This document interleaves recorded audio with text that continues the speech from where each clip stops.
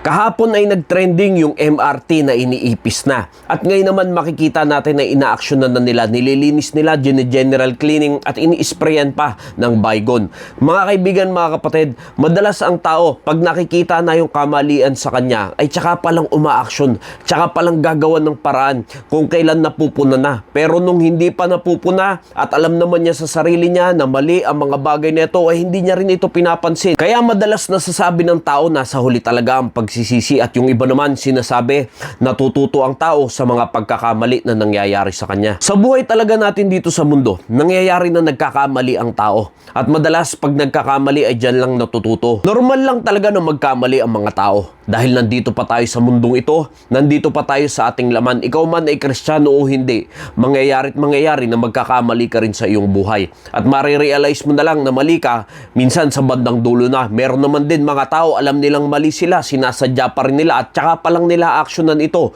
pagka napuna na sila ng ibang tao. Katulad na lamang na nangyari dito sa MRT. Pero alam nyo po ba, mga kaibigan, mga kapatid, ang isang bagay na hindi mo na kayang ayusin kapag ikaw ay nagkamali na, ay yung ikaw ay dadatnan ng iyong takdang araw at wala kang pananampalataya sa ating Panginoong Jesucristo dahil kahit anong gawin mo, hindi mo na mababago ang iyong kapalaran. Tulad na lamang ng isang pangyayari sa Biblia, si Lazarus at si Rich Man.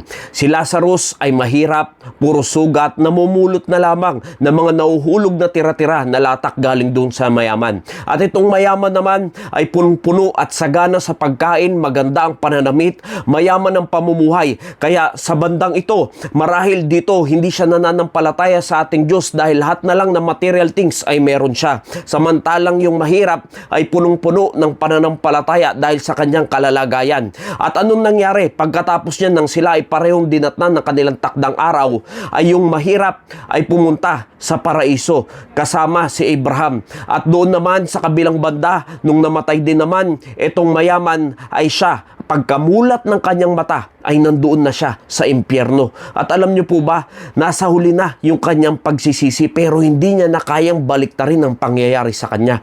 Doon, humihingi siya ng awa, humihingi siya ng habag na ilagay man lamang yung dulo ng daliri at masawsawan ng tubig upang magkaroon man lamang, madampian man lamang yung kanyang dila ng tubig para lang sa kanyang tuyot na lalamunan. Dahil sa impyerno, mga kaibigan, mga kapatid, ay wala po diyang kaginhawaan. Nakita nyo nung nabubuhay pa ay saganang-sagana sa pagkain, hinahayaan niya lang yung mahirap na damputin na lang yung mga nauhulog na tira-tira niyang pagkain. Samantalang dito, kahit gapatak na lang ay dumampi sa kanyang dila, ay hindi pa mangyari. At sinabi rin ng Biblia, merong great gulf fix na nagaharang sa kanila upang yung mga nasa Hades ay hindi makatawid sa paraiso at ang mga nasa paraiso ay hindi makatawid papunta sa Hades. Samantalang nung sila ay nabubuhay pa, wala pong harang-harang sa kanila nung pulubi at nung mayaman. Pero dito, pagdating dito, mga kaibigan, mga kapatid, ay meron ng harang na hindi na makakapunta sa langit. Etong si Rich Man at yung si Lazaro ay hindi rin naman makakapunta na sa impyerno. At alam nyo ang matindi, dito lang siya natuto manalangin. In verse 27 ng Luke chapter 16, makikita natin na itong Rich Man na ito, na dito ay nananalangin siya, pero isang bagay, mali rin ang kanyang ina-address pagdating sa panalangin. Na ito ay ina-address niya kay Abraham, na siya ay nananalangin na magpadala ng mga ngaral sa kanyang mga kapatid upang hindi maranasan ng mga kapatid niya, yung 5 niyang kapatid, ang kanyang nararanasan na paghihirap sa Hades. Kaya ito yung mga pagsisisi na hindi na pwedeng balikan pa. Nagsisisi siya na dito ay sana noon pa lang ay natuto na siya sa mga ganitong bagay upang hindi niya sana nararanasan ito. Pero dito pa lamang siya nananalangin dahil ayaw niya mapahamak yung kanyang mga kapatid. Nakita niyo ang lahat ng ito, nung siya ay nabubuhay pa, hindi man lang siya makapagpakumbaba, hindi man lang naibanggit dyan yung siya ay marunong manalangin, hindi man lang siya nagmamakaawa. Pero dito, makikita nyo lahat ng yan ay kabaliktaran nung siya ay nabubuhay pa. Natuto siyang magmakaawa, natuto siyang manalangin, natuto siyang makiusap, magpakumbaba. At alam mo, para magawa mo ng totoo ang lahat ng yan, Yan ay bunga lamang po ng pananampalataya ng isang tao sa ating Panginoong Jesucristo. Kung ikaw ay magkakaroon na tunay na pananampalataya at mararanasan mo ang pagkilos ng banal na Espiritu sa iyong buhay dahil mananahan yan sa iyo, sa oras na totoo ang iyong pananampalataya mo sa ating Panginoong Jesucristo, yan ay magiging bunga lamang po ng pananampalataya mo. Ang magiging bunga niyan ay magkakaroon ka na ng mabuting gawa. Magkakaroon ka na ng maayos na relasyon sa Panginoon. Ang pananalangin, ang pagpapakumbaba, ang pagpapasensya at lahat ng mga bagay na ginagawa niya dyan na siya ay nasa Hades na, ay pwede naman dito pa lang sa lupa ay nagagawa mo na ang mga bagay na yan.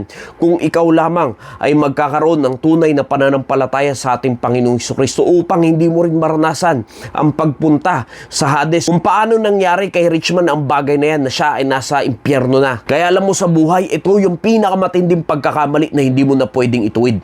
Na kung kailan ka lang napuna ng iba at saka mo palang aayusin. Ngayon, nakikita mo yung sarili mo na pwede kang mapunta sa dagat-dagatang apoy, pwede kang mapunta sa impyerno. Ngayon pa lamang ay pwede mo nang mapigilan ang bagay na yan kung ikaw lamang ay mananampalataya sa ating Panginoong Jesucristo. Dahil pag nangyari na sa iyo ang iyong takdang araw at wala kang pananampalataya, kaibigan, kahit punahin ka na ng lahat, hindi mo na matutuwid ang bagay na yan. Katulad na nangyari dito kay Richman na kahit anong gustuhin niya pa, ay hindi na mabago ang istorya ng kanyang buhay. Kaya ulitin ko, normal lang na magkamali dito sa mundong ito dahil tayo ay nasa laman pa.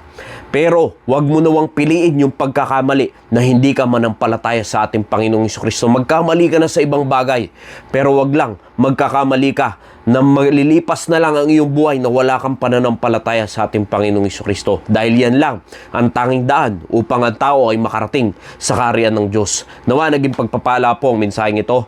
Maraming salamat po and God bless you all.